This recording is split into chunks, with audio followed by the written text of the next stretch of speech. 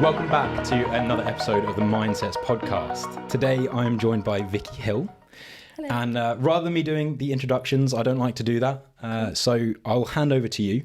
Okay. And tell us a little bit about yourself. So I'm Vikki. Do I look at the camera? You can look wherever you want. Oh, okay. The people that have joined us on YouTube, they will be enjoying this. Yeah, the people that are just listening in their ears, they So won't. guys, hi, I'm Vikki. I am a 26-year-old, just recently moved to London. I work at Gymshark. We have a new retail store in Regent Street, which is in London. Lived in London since August last year. Have I already said that? I don't know. Why am I suddenly? This is my life. Why is it so hard to talk about? So yes, I do that 3 days a week, and then the rest of the time I do online coaching. So I train females through their fitness journeys, whether it's gaining confidence in the gym. I like to empower them in their abilities, in their nutrition, in their lifestyles. That's kind of like a big passion of mine. Also reflecting that into Gymshark, like I'm known for my Ladies That Lift class. So it's just a room full of women screaming at each other to lift heavy weights. It's honestly the best vibe ever. You should come if you're a lady. I was going to say, difficult for me, immediately removed. Yeah, sorry about that. Really good vibes. And live with my cousin. I live with her boyfriend in London. I'm a country girl, come from the country. So first time I've lived in a city. So big changes, but yeah. Awesome. So why did you decide to come to the city from the country? From the country.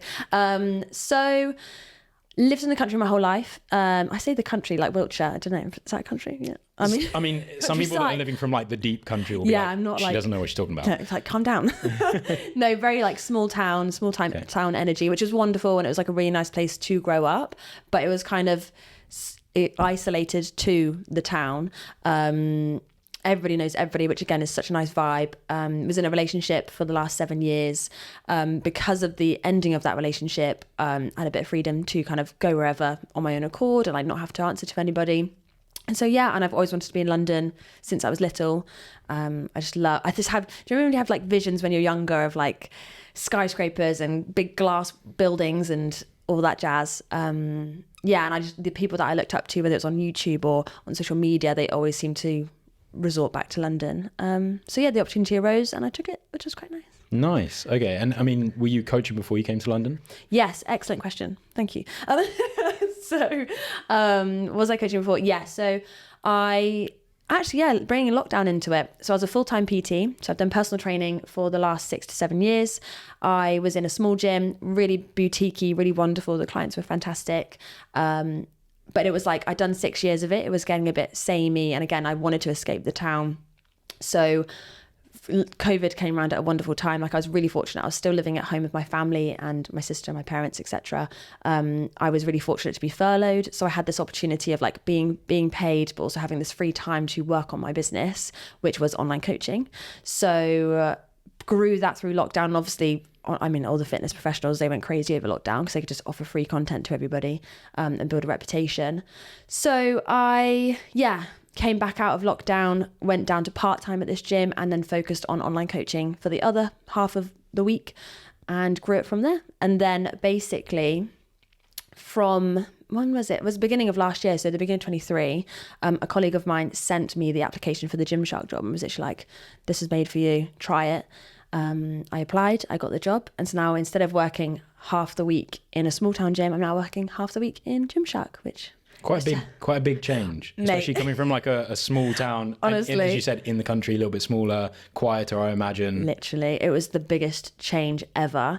But it was the most weird. It's like I've been trying to like manifest and be a bit more grateful and gratitude and all that stuff and focus on that manifesting. And it's literally all come true. It's like the universe is really listening to me right now, so it's a bit scary. We were talking just off camera beforehand about the the red car theory. Yes, where it's like you'll look if you look for red cars while you're on the road, you'll see all of the red cars. You won't see any of the other ones. Yeah. And I feel like that's definitely what it is. I mean, you start looking for those opportunities, and honestly, you start noticing them. Yeah. So the red car theory, it said, if I asked you how many red cars you saw today, you'd be like, well, like, have you seen any? You'd be like, well, yeah, maybe. But if I said you get 50 quid every time you see a red car, you'd be like, bloody hell, I'm looking for all the red cars I can. So if you actually search for those opportunities, they're going to arise. And then I was thinking about this the other day of why why did my colleague send me the Gymshark role? And it's because I literally been speaking it into existence, being like, I love the brand. I've always wanted to work for them. And my 3 goals from like a couple of years ago was have my own business, live in London and work for Gymshark. And originally my mindset was like, I'll work for Gymshark in like an influencer way or something like that. But like all 3 of those things have occurred like in the last 6 months, which is crazy. And so speaking into existence. But then now I've had all those 3 goals. I'm like, now what do I do with my life? Realign and make new plans. I mean, that's exciting, but as much as you've really taken those opportunities and like it's very admirable that you've achieved them so quickly. I don't know. How? Well, that's sort of the question is they didn't necessarily all come from opportunity. Like you had a bit of a life adjustment. Yes. So obviously we don't need to go into the massive depths of it, but you said it was a 7-year relationship. I can imagine that when that comes to an end, that's not easy. That's a big chunk of your life gone. Yeah, definitely. So, and let's say I would never regret anything of the relationship. There was like some good bits, there was bad bits. I think same with any relationship. But obviously being like small town where there wasn't many opportunities. There, of course there is, and people have a fantastic time. I had a fantastic time there, but it's also like I knew I wanted to be in London, but maybe I didn't accept opportunities because I didn't want my relationship to end, or I didn't want to have to put that person in an awkward situation. And then it kind of got to the point where good things were happening. This other person couldn't adjust as much as maybe I would have liked, and I don't expect them to. It's not their responsibility. But that's where I realised I had to start pursuing what I wanted to. So going from small town codependent relationship where we did everything together, like we went to the gym together, we ate together, we did everything together, to now being like doing all the decisions on my own. Like it's just such a huge like new town, like just new job, new workplace. Like I didn't even have that to fall back on. Massive adjustments. Yeah.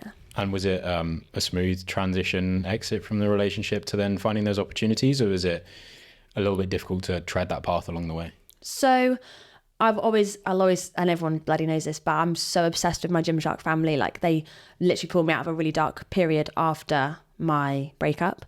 And I don't think it would have been as smooth without them. But then I also had like the classic couple of months where I was doing anything and everything as a distraction to get away from the real emotions that I should have been feeling. So I want to say, yes, it was smooth, but I've started therapy since. Like I've actually gone through the processes where, I don't know. I'm going to say yes, but this is, I don't know if you've seen my Instagram post, but I can say how it's the most conflicting. 2023 is the most conflicting year ever because the best possible things I've ever wished for were happening, but I was probably the most depressed I've ever been in my life because of this change and because I missing my best friend of 7 years. Like it was just, I could get emotional, but it was just like so bizarre what I've gone through. But yeah. I think one of the things that is very different between people that are in relationships and people that aren't in relationships. And when you've been in a relationship for a very long time and when you've not been in a relationship for a very long time, you have very differing views on your achievements. And I think one of the things that's very different is for those that are in relationships for a very long time, it's very nice to share your achievement. Yeah.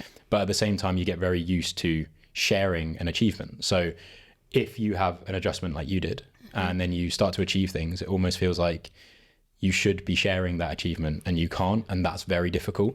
And so as well as learning how to do things on your own, you're learning how to celebrate yourself. Yes. And that be enough. Yeah. As well. So it's really nice you say you have massive support from your Gymshark family, and it seems like you have now got the support in place. But I can appreciate that it would have been a very depressive time because even the wins that you had, you probably couldn't enjoy to the same way you were used to enjoying them. Exactly. Is that fair? Yeah, I believe that. I think it's almost, people back home who knew me like before I was achieving all this fantastic, amazing stuff are the ones that were congratulating me the most because they, or like messaging me, and it's so wonderful. I had these messages being like, Vikki, I can't believe what you're doing. You're smashing it. And I'd be like, oh, that was just another day for me. Like, cause I'm so used to this now.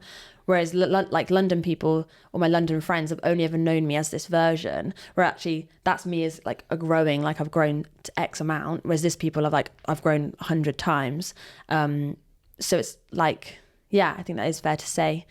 Do you actually congratulate yourself on your growth? I mean, you look back and you say so much has happened. Yeah. But do you actually feel like you have given yourself a pat on the back for it? It's trying to. I don't know. Do you ever? Because Because I mean, obviously, like all the stuff you're doing. I think the thing that's difficult is obviously I still consider this to be the early stages. I don't know how long I'll keep continuing to see it as the early stages. Hopefully forever. But I think it's very difficult if you're a high achiever. I would claim that I think of myself as a high achiever. That it's very easy to get caught up on the goal, and because you're not necessarily there yet, it's very difficult to reward yourself. Yeah. But there are times where you have to look back, and for those people that have been listening from the start will appreciate that the very first episode was terrible. Oh, really? And like the guy is great, and I hope to get him back on so we can do a better episode for you guys. But if you're on YouTube, or if you're not, again, I keep encouraging you guys to come here. You can see that the setup is very different to some of the previous episodes. And as little things improve, I will appreciate that there is growth, and I'm glad that I've done that, and I'm proud of that. But because I often get so caught up in the gap from this being to where I want it to be, that I don't probably pat myself on the back. When I should. As much as you should. Yeah. And it's because actually it's so funny. Literally this morning, I started journaling again. I haven't journaled properly since June last year. And my entry from June, I read through it and I was shocked. I was literally, for example, this could be a bit deep, but I was like saying, oh, like I really want to get back with him, but then I don't. Like I was like so conflicting in that. But then the whole narrative's 100% changed. And I think without that journal prompt or without that reminder of where I've come from, again, you can't appreciate where you have come from. That's quite interesting. Yeah. It's nice to hear that when you were journaling, you were putting like true feelings down there, because I think a lot of people feel when they journal, they need to have it figured out. And that's what they need to note down. They need to note down the plan, when quite often it's just putting it out there. And because it's out there, you then figure it out. Like quite often, unless you really take in what the problem is, you can't really evaluate the whole problem.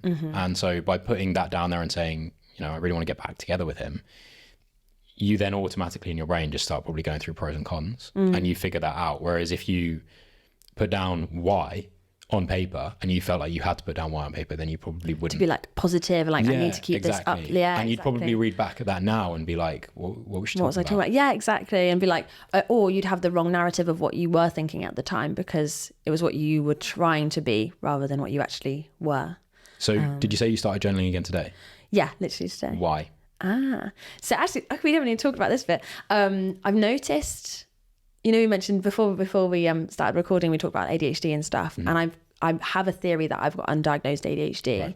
Right. So constantly looking for dopamine hits here, there, and everywhere. Like even my personality is just a bit scatty.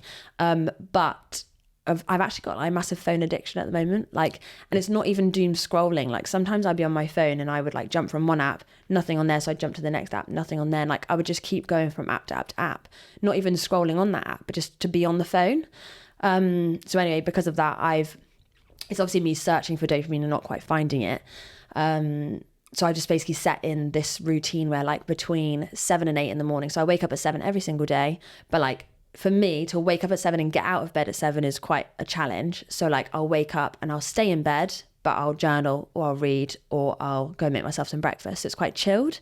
And then between 8 and 9, that's when I'll get up and get showered and dressed. And my goal is no phone between 7 and 9. I don't need to give the world access to myself before 9 a.m. So that's my thinking. That's why I started journaling.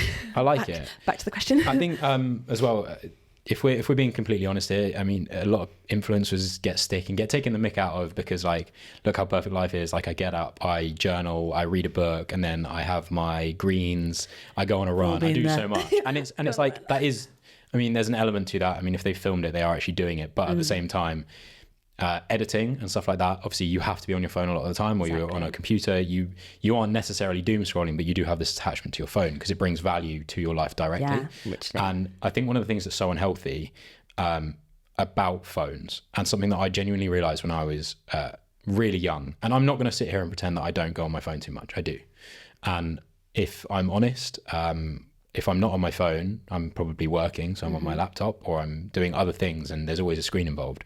And that's probably the nature of culture and society today. The only time that I'm not is when I'm being active, or I'm like walking somewhere or going somewhere, and that's really bad. Also, do you find that when you're being active, you have your headphones in? Yeah, exactly. Which I just think so. I'm on the tube and I like to point out who's doing what, and then when I see someone sitting there, nothing in their ears and just sitting there, I'm like, I respect you. That's How I do you do try that? to do that. I do try to do that to try and be a bit more present. Yeah. But the huge thing for me is, and again, this is just another way of looking at it. If you look at the birds and the animals that are outside, the wildlife, they obviously go past the windows. Sometimes birds fly into windows, whatever. But they'll see they'll see humans sat in front of a thing. And if we appreciate for a moment, they don't understand what's on the screen. They just see that we are staring at this thing non-stop for hours. How bizarre do you think they find the human race as a result of that? That's so good to look at it like that. Because if you actually look outside and you look at a bird in a tree or I don't know, a cat running around the streets, they're always doing something. They're looking at something, they're actively involved in something.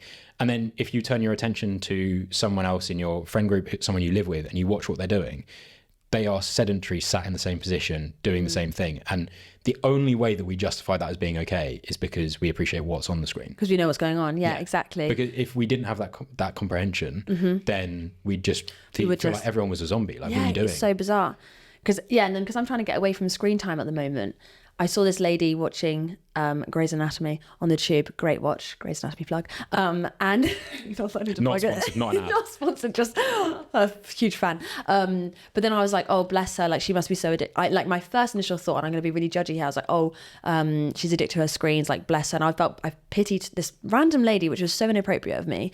And then I like stopped myself and I brought it back and I was like, you know what? I don't know what's going on in her life. I don't know where this is going. But I literally thought to myself, she could have like kids at home or like be a carer or be something where she doesn't get this downtime at any other point.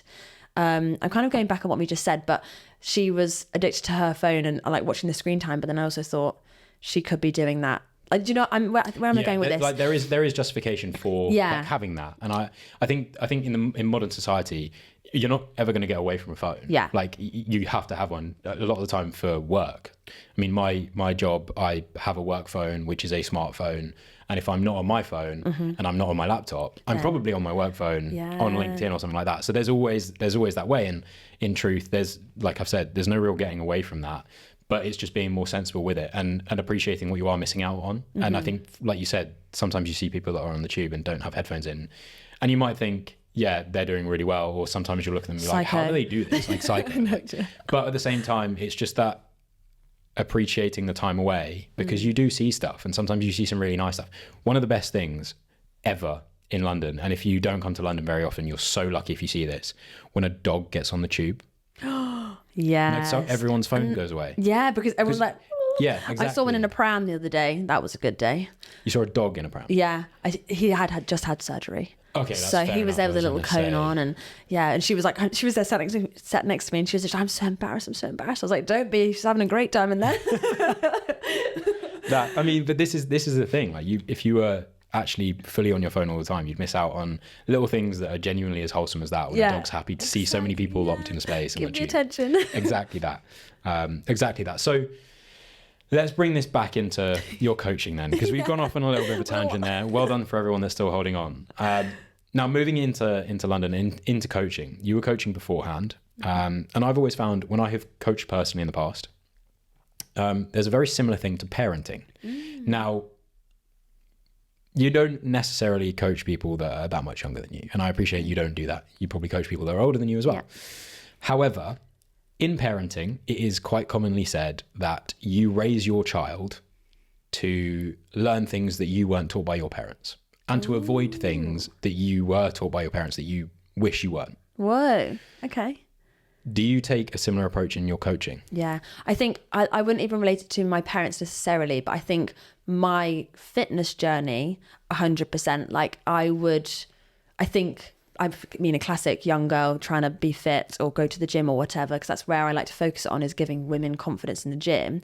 Whereas my whole thing is education, like giving confidence because they're educated in what they're doing. Whereas if you look back from when you were younger and started training, where you get so much contradicting advice and information online, whether it's nutrition or exercise, I want to be like, well, here's what suits you as the individual.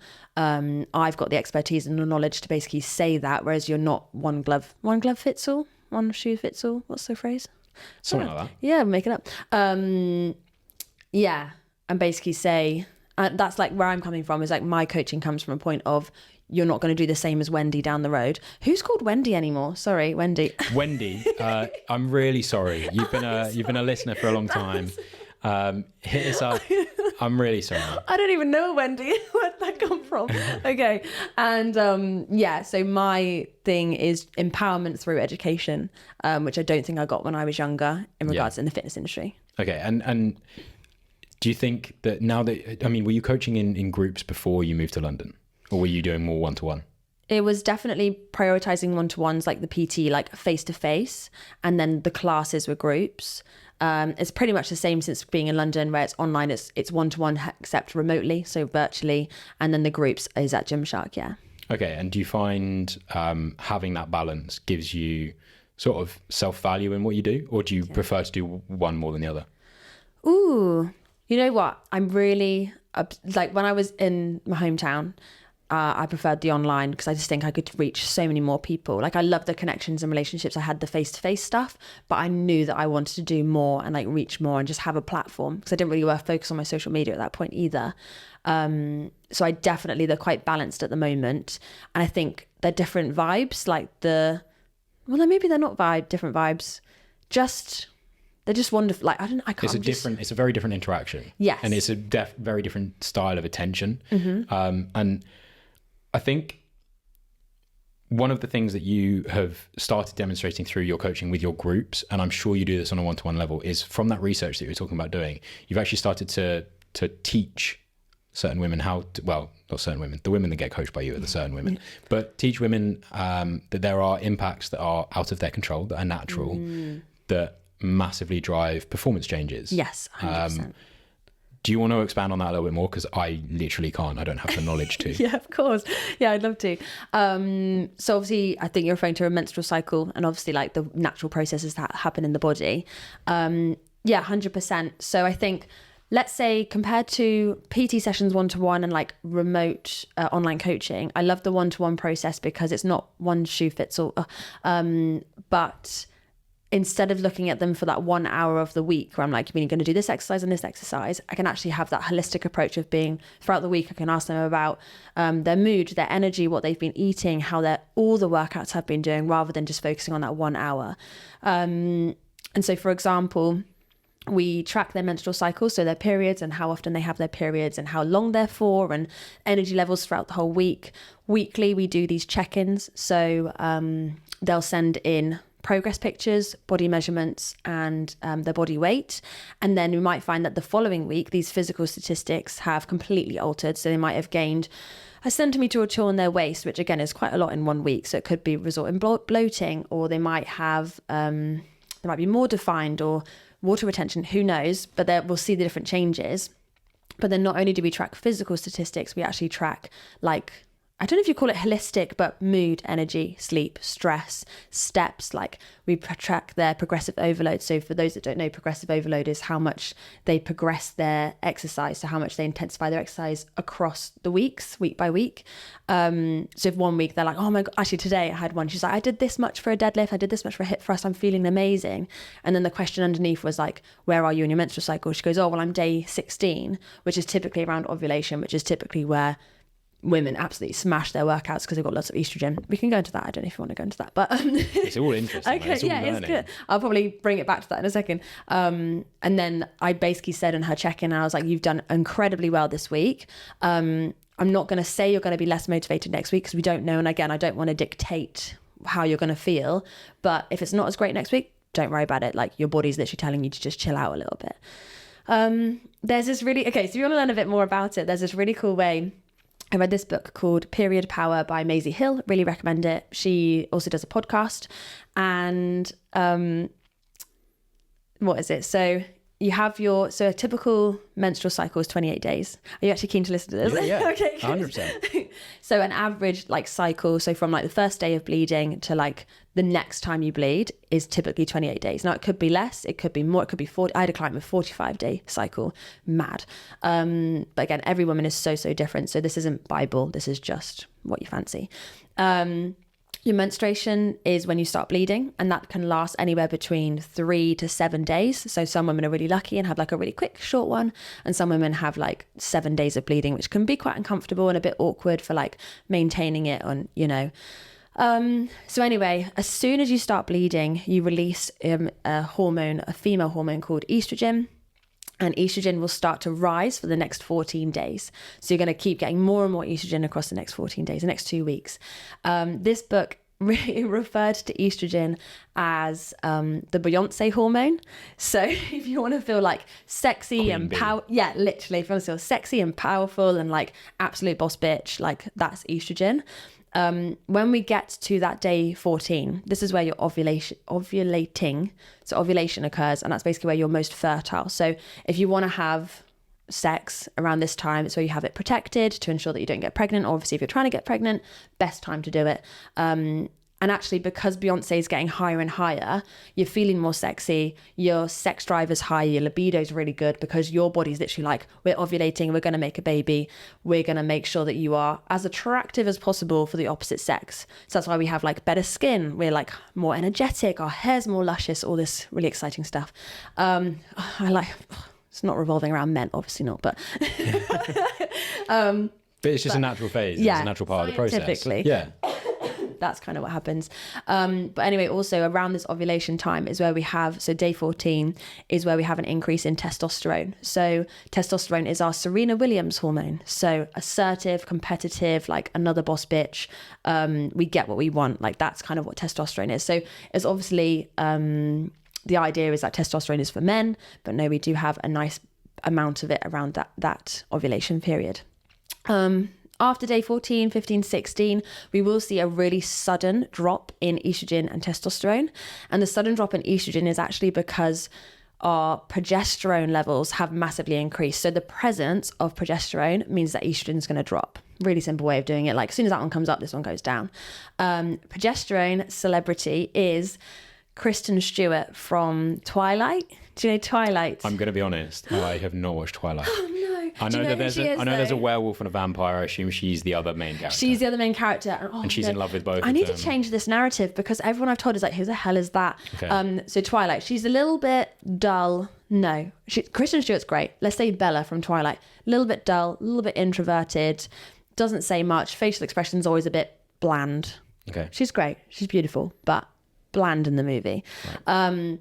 So if you can imagine, I don't know if like any... No, I've made up a character. Okay. I can work with it. We'll keep rocking. So I don't know if you've got any women in your life, but when they have like the couple of weeks before period, they're like maybe a little bit more dull, introverted. They do kind of... They recommend to not plan social occasions around this time because you're going to be less willing to converse. Like you want to stay in and just chill. And in theory, your body has just... ovulated an egg. So like you've had sex, your sperm's met the egg, you've fertilized an egg.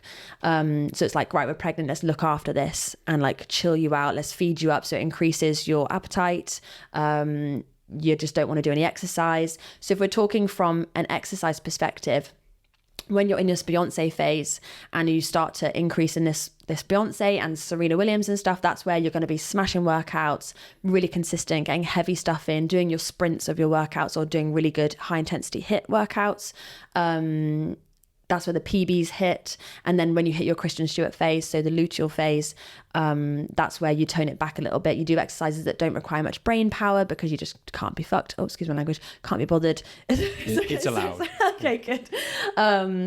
And yeah, like move forward with that. Like maybe you'll replace the gym workout with a bit of yoga or a swim or something that's a bit more low intensity, steady state. Like, so just chill. Just keep the consistency of the workouts in, but just not to the extent. By the way, this is all my personal research. Like I'm not qualified in any of it. I'm a personal trainer. Like, yeah, just so everyone knows. For reference, it's a lot better than I could give. Yeah. And genuinely, the celebrity thing I really like because it's a way of remembering it. Oh. I've kind of heard of bits before, and it all makes sense. Like it's one of those things that I'll be honest, I was very ignorant to. And in the past, when I have worked out with various groups of people, I've never really given any sort of account to thinking of that when planning a workout or appreciating that they're not having as good a workout as they did last week. Yeah. And it's just a guy thing. Like we have a 24-hour cycle. Like it's very different. The interesting thing is I feel like a lot of people take into account, that there are physical changes, and you've obviously mentioned there's a time when you're going to do your PBs, and there's a time when you really want to scale back, and it's knowing that and planning around it. But also emotionally, and this is a massive part of this podcast, is what goes on inside the head as well. Yes. Is just because it's the time for PBs, it might still not be mentally the time for PBs as a result of different emotions. Definitely. And is there consideration for that you need to think about as well? Definitely. I think that's the other thing, is that if I was to say in that check-in, I'd be like, okay, you smashed a PB this time, so I'm going backwards, but smashed a PB this time, you're not going to feel as motivated next week. I don't want to put like those thoughts in your head and be like, well, I'm not going to even try and push it because Vikki told I'm not going to, or vice versa. I'm like, great, you just started your period. That means next week you're going to be smashing PBs out the park. It's kind of like, oh, if you're feeling like you're energetic, listen to the body and go for it. But if you're not, like, don't worry. And there's like loads of science and like studies behind, if you spend a bit too much energy than you should in one of the phases, it's going to not counteract, but disrupt the energy levels that you have available in the next phase. So it's like, again, it's all about education and making people feel confident in what their body's doing, which is quite cool. And again, it is educating the men in your life, like male colleagues, like your partner, your dad, your son, so that they can also be aware of the emotions around it. I did host a why your menstrual cycle is your superpower workshop at Gymshark, which was really cool. And one of the ladies, and this is what I loved about this community, is that one of the ladies came up and she was like, what do you do when you have this horrendous depression before your period comes? And I was actually there like, and I was about to be like, just power through. Obviously, I don't want to say that. But I was like, well, maybe to like be consistent, like maybe just go and not do very heavy or choose a yoga session instead. And what I absolutely bloody loved is that this other lady was like, do you mind if I like kick in here? I was like, yeah, fine. Something called PDD, but it's something like a PMD, premenstrual depression, or something like that. I might have got that wrong. Have you heard of that? Yeah, which I didn't know much about. Again, it's all from my own research. So she actually educated me so much in that. But she had it, and she basically recommended all the stuff. She's always, mate, when you feel like that, you can't even get out of bed. It's not a case of doing a yoga session next to your bed. Like, it's just not. But then another beautiful, wonderful woman telling this other woman, like, it's okay, like, have the day in bed, was just so, that's literally the whole point of everything that I'm doing, is just to make women like speak up and just be open space to just be their absolute selves and be comfortable doing that, which is really, really nice. I really like that. And on that topic, we have had 3 lovely women message in to ask you some questions. I love women. So we're trying to keep these a bit of a surprise. Obviously, we know that we've got a question from your following. Yes. I think actually some of the others have tuned in and sent me questions as well. Okay. So we've got 3 questions. So first question has come in from Hannah. So thank you very much. Hannah. What has been the biggest hurdle since uprooting your life? So massive, biggest hurdle, I think the adjustment, and I spoke about it a little bit on socials, and we've talked about it briefly, is the identity crisis that came from moving. So it's like, not only did I change location, I changed jobs, I changed friend group. I mean, I still have my wonderful friends at home. But then also like not having this person, my ex-partner in my life 24/7. So hurdle wise, I think it was adjusting to this totally different person that I am, and actually realizing and recognizing that I'm not, I don't think I was myself when I was living at home at all, actually. And I think I was kind of, I wouldn't say caged. Caged sounds really dramatic, but I didn't have the facilities or the opportunities to do what I wanted to do. So I shaped myself around what was available. So I think the biggest hurdle is the guilt, maybe guilt to my past self of what I was doing. I don't know. I'm not sure. It sounds like you are picking up on the fact that the biggest hurdle was accepting that you are leaving that person behind. Yeah. Do you think that's what it is? Have you separated yourself from that person? Definitely. Like, I can't even, if you actually look at an old picture of myself, it's just not the same person, in like even in looks, and I know looks aren't even the half of it, but just doing what I want to do and actually not having to answer to anybody, like whether it's my old job, whether it's my old partner, whether it's whatever, it's just so freeing and liberating. But then change is actually like a really big thing. I think everyone, I think someone actually said, you need to stop and realize that like you've gone through a lot, you've gone through so much, just chill out. Like you just need to sit back and review that. I think one of the things that I've been picking up on recently is change is often out of your control, and change can be so scary. And the reason that change is scary is because in itself it's testing to see if you're worth it. And if you start going down the path of change and you drop out because it gets too much, it gets too scary, then you weren't meant for that change. Yeah, love that. In actual fact, if you're able to overcome that and keep persevering, when the change happens, it's so obvious and it's so clear, and you can look back on that and be like, wow. So I think as much as change can be scary, you've really got to decide, you know, is it scary enough to stop me ever attempting it? Yeah. Or is it only just going to be scary for a period of time that is defined? Yeah. A short while. And I love that. And it's, I think, referring back to when I first started the Gymshark job and I had that imposter syndrome, but then imposter syndrome comes from the change and like not feeling ready for it. But then if you weren't nervous for the challenge or nervous for the change, then it's not worth your time. Yeah, I love that. I really love that. Cool. So let's move on to the next question. So we are going by the name Mina because there's an interesting social handle there that we're just sticking with Mina. Yeah, so sure. Mina, thank you for your question. How did you build a strong mind regardless of setbacks? And that's family and relationships and that sort of thing. A strong mind regardless of setbacks. I think I'd like to take credit that it was me, but to be honest, it was genuinely my network and the people around me. I think without them, which sounds really horrible because you said, how did I build that? But I think I've always, It's healthy to say that you got by with a little help from your friends. Oh God, yeah. I don't think not a little help. I think they bloody dragged me. They're just like, come on. Yeah. And I think they know this so much, but I wouldn't be where I am without them. And I could get emotional talking about them, but everybody, they're just so, like, whether it's like, I don't know, like picking, like voice, I can't even explain my love for them, but strong mind. So strong mind from setbacks. I think the setback I had was the massive change that I had. I kept myself really busy. I kept myself pursuing what I wanted to pursue, even if it was recommended not to by others. However, I was surrounded by such incredible, strong people that loved me so much that if they went against something, it would be because they genuinely had my best interests at heart.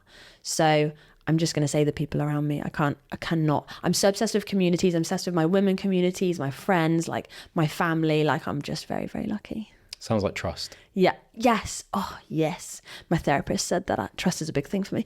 There we go. I mean, yeah. Maybe that's it. Sometimes it's just whether that's trusting the process, trusting your support network, or maybe a bit of both. Sometimes that can actually be the thing that hardens you up a little bit rather than trying to just put yourself through it on your own. Yeah, definitely. Yeah, cool. Just feeling safe with them. Cool. So the last one is from Danielle. Okay. So Danielle wants to know, how has your training personally changed in the last year? Ooh. Oh God, I'm going to wrap myself out here. So again, back to the identity crisis. Every training session that I had in my relationship was pretty much with my ex-partner. So we would go to the gym together. We wouldn't train together, but the action or the habit of going and showing up was always with the partner, which again is absolutely fine. It was really good for keeping each other accountable. Like if we didn't feel like it, the other one would be like, come on, let's go. Like we've got goals to achieve, etc. Not having that and not being in that was really liberating. I really enjoyed it. I'm enjoying it. I love the freedom, but actually that was 7 years of my life from like the age of 18 to now of always having someone to be like, let's go to the gym. And I still, if I'm honest, for the last year since June, I haven't had a consistent gym routine, which is really awful to admit when I'm there, like telling my clients to do stuff. But no, I'm not as aggressive as that. But it would pretty much be, I train at work, and we have to train at work, obviously. We have a run club. I go to the gym sporadically. I go to workout classes around London, like on my London bucket list. I've got like to enter these workout sessions, which is really fun. But my training in the last year has been more sporadic. However, since I made this new schedule of like what time I wake up and do things, it goes hour in bed, whether it's reading or journaling or making breakfast. I mean, I don't make breakfast in bed, but you know, then getting ready. And then after that, it's immediately going to the gym on a Monday, Wednesday, Friday, because those are the days I'm not at Gymshark. When I'm at Gymshark, we usually do exercise on shift, or we do something that's active, and we do a lot of steps in the day, obviously. So I think for me personally, the goal is consistency. My colleague, Josh, shout out Josh, he loves like forcing people to be their best self. And so we kind of sat down together and he was like, what's your performance goals this year? Like, what do you want to achieve? Do you want to climb a mountain? Do you want to do this? And I was like, you know what, mate, my biggest goal is just consistency. Like the intensity will come, but consistency, and I say this to all my clients, consistency is so much more important to get that habit in place. And you've mentioned how obviously it's a very different training schedule. You're not like on one consistent one yet. Yes. But you're still finding it quite liberating being able to be a bit more free. You're still very healthy. You're still fit because you're doing things that are active. It's just not strictly to a routine. Yeah, exactly. And I think, and then my dad's really lovely. I was a bit like, oh, like my business isn't thriving as much as I'd like it to. Like, obviously we've all got massive goals and we've got things that we want to hit. And I have done amazing things in the last year, but he was like, Vic, you've gone through enough. Like you're allowed a year out. I just had my year out. And like from now I'm getting back on it. So without this year out and without exploring these workout classes and these run clubs and all this, I would just be a gym girl that goes to the gym, the same gym 5 times a week, and eats a protein and has a creatine and stuff. Whereas now that I've explored, I almost want to say the hybrid route of doing cardio alongside the strength training, instead of having 5 heavy sessions smashed in the gym, I'm now focusing on 3 sessions at the gym with 2 runs in the week. And then if a workout class pops up, I'll go to a workout class and I'm not there like, oh my God, worried about the gains. I'm going to lose the gains because I'm doing cardio. Like it's actually educated me so much in my ability, like what my body can do. The fact that the runs are increasing my lung function so I can lift heavier without getting out of breath. Like it's just a really nice all-rounded little... Oh, sorry, don't clap. It's okay then. You've just deafened heart. No, I'm joking. Okay, I'll edit it. It's all good. What I wanted to know though is, do you think that you found it quite liberating because fitness for a very, very long time has been your job? Yes. And there's 2 very, very opposite ends. And there are people that we listen to this that are somewhere between these 2 ends of the scale. So you've got your end, which is where fitness is your job. It's quite literally, you have to live it and you have to breathe it. And then there's the opposite end where fitness is entirely optional, quite new. Sometimes people will do one thing a week, not particularly part of their life, but it's something that they can get involved in if they want to. Mm-hmm. We're all somewhere on that scale, but the closer you are to either end, the more toxic fitness and the exercise industry can become. That's interesting. And actually taking a step towards the middle allows you to rediscover what fitness can be for you. Yeah. And for me personally, towards the end of last year, I discovered a new area of fitness because ever since I started going to the gym when I was like mid-teens, I always went by myself. And to be honest, I still go to the gym by myself most of the time, but moving to London was part of it. However, I never really actively looked for social exercise groups. And obviously you now partake in Gymshark Lifting Club and you're doing these coaching sessions, which are big groups and there's a lot of energy in them. And it's a totally different side of exercise that I never sort of considered. And I have now started to build it into my week because I realized that it was like we were saying before, experiences are better when shared. A lot of the time. And when you do get to do that sort of thing in a group together where the vibes are high, you're all enjoying the energy afterwards. It's very, very difficult to have a bad session in that time. Definitely. Because you'll get picked up by someone else. 100%. Yeah. Oh, it's like a whole different world. Yeah. So like you've started doing the group exercises now. I started doing group stuff. I started trying to train in different ways and I'm rediscovering other ways to enjoy exercise, which then also take the load off the sessions where I am just going in to get a good workout in and improve myself. I'm still improving myself in these sessions, but I'm not so focused on like really, really trying to like get the best workout each time I go. Because that's exhausting. Yeah. Trying to put yourself 100%. Through that all the time. Definitely. Like structuring in like deload weeks or whatever, but actually use it. Someone said that about the Runner Coach app. where they do the running, and they said it was so nice to actually be told by this app that like go over tempo run, like just chill, but just run. Like you don't have to sprint the 5k every time. I think that's the thing that Tommy on the last episode, and if you guys haven't listened to it, it's a great episode. Tommy is a massive advocate of just like time on feet. So you don't necessarily even have to run the whole time, but getting out and about, and again, off your phone, is really healthy. And you don't have to, there's a massive misconception that when you're running and when you see everyone running, they're running to be quicker at running. And often it's not, it's just running to run and just be out there and chill. And it's different ways to approach things like that, and different. I'm gonna plug my friend's run club actually. Do you know Jenny Fit? I know of Jenny Fit. Yeah. I haven't met her yet. She's, if you ever meet her, she's fantastic. But she started this run club. I think she literally put on Strava, like, I'm going for a run here. If anyone wants to come, I think like 150 people like turned up. She's fantastic. But hers is exactly it, like just run. She doesn't, I mean, she tracks her pace and she knows what she's doing, but she's not there focusing on time. And then they all go to the pub afterwards. It's just like just go, be social, enjoy it. Don't like put so much stress on yourself. And then that's what the women bloody love, because they're like, there's no pressure. They don't feel intimidated. They just go for it. And I think that's one of the things with the fitness industry that is hopefully starting to change, is these different attitudes, and that it doesn't need to be so crazy. We're so used to, especially in the last 10 years with the development of so many different fitness brands and that sort of thing, you're so used to scrolling and seeing someone with unbelievable abs and unbelievable figures and that sort of thing, and you completely ignore the fact that actually fitness has nothing to do with that. That's actually often quite unhealthy. What you need to be doing is just enjoying what you're doing. The comp stuff. And I remember this girl, she posted something, like she had these posy pictures, and then like a couple of weeks later she's like, I was in the worst mental health of my life, I was actually had an eating disorder. And then a couple of weeks later she started using these same photos to advertise her coaching, and I was like, if people did relate that, but I just thought that's so, it wasn't her fault, like, because of course you've had these pictures that you paid for, but the concept of being like, I was so unhealthy and yet I'm using that exact picture to try and get people to buy from me, it's just wild to me. It's a very broken industry. And one thing that I hope I'm part of the movement on is trying to be the glue to kind of fix it a little bit and open that up. And having guests like yourself is one of the reasons that's doable. People that are willing to share.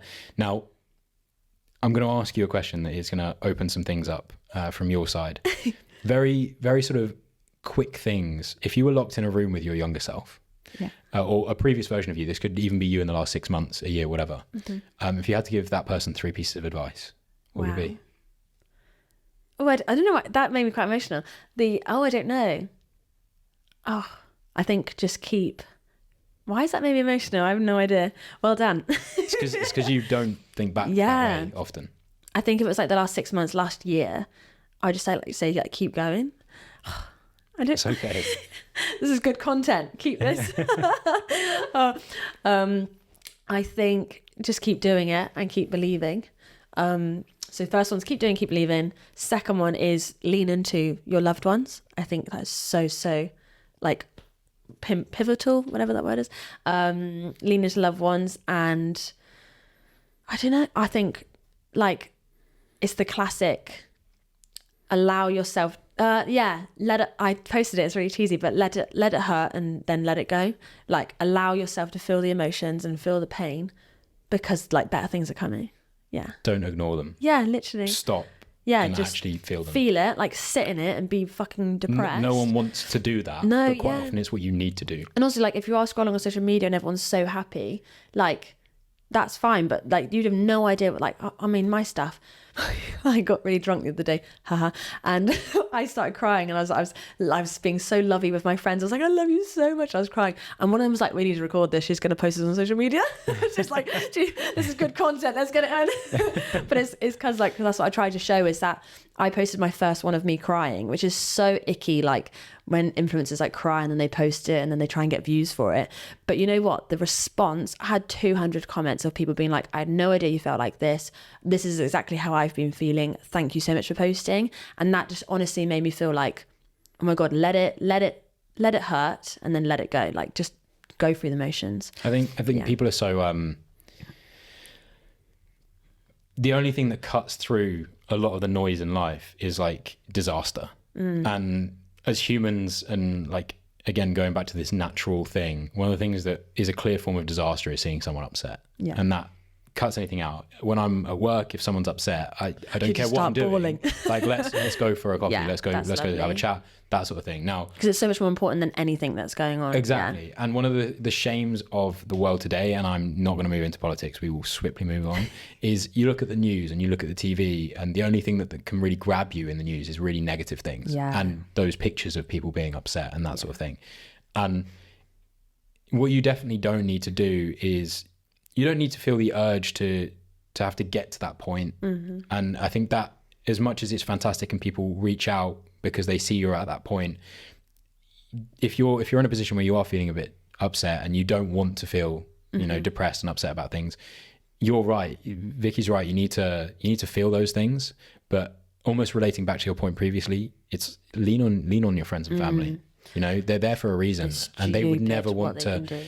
I think a lot of the time, friends and family would hope that you would never be bawling your eyes out or anything, but if you were, they'd like to know about it. They'd like to be in the presence of it. Like when I went through my breakup, I would literally just be lying in my friend's bed, crying my eyes out, and all she would just do is like, oh God, she would just sit there. And like, that's the thing, I'm not upset because of the breakup. I'm upset because I'm so obsessed with my friends and like the love that they have for you. And I think if you just open up to them, like men and women, and I'm saying men because like I think I've seen so many men who it's so much more difficult for them to feel okay in crying. And I've like, I think that I wouldn't have got through any of this without them, and that's what I'm just so grateful for. No, I really like that message. And there's one last question, which comes from the previous guest. So Tommy has asked this question.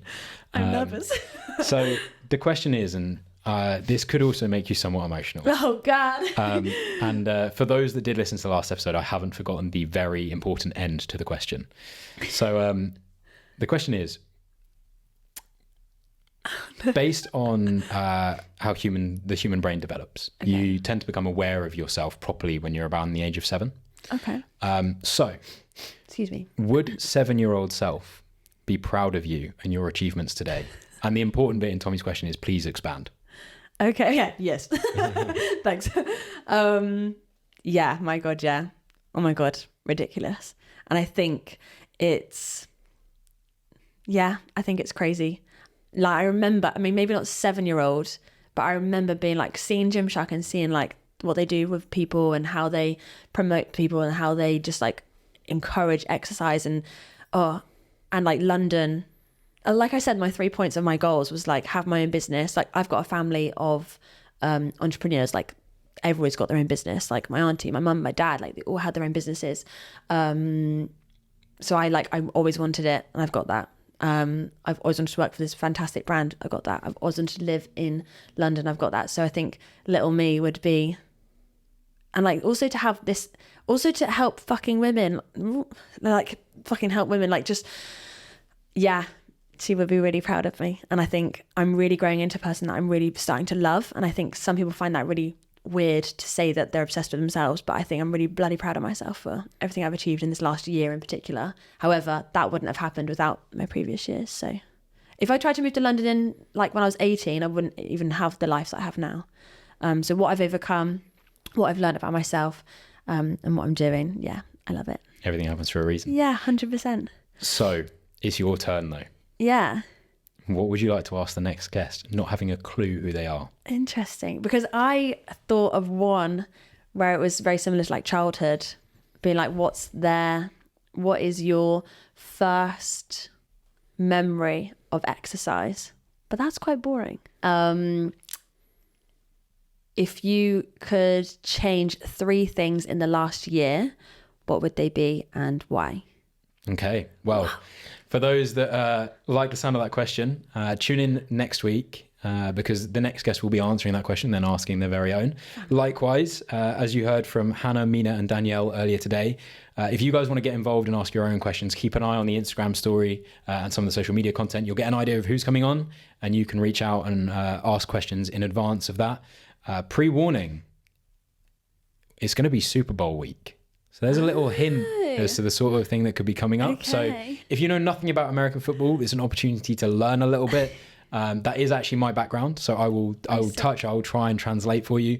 But ultimately, it's going to be really cool, and I'm really excited about it. So make sure you guys tune into that and get that question answered.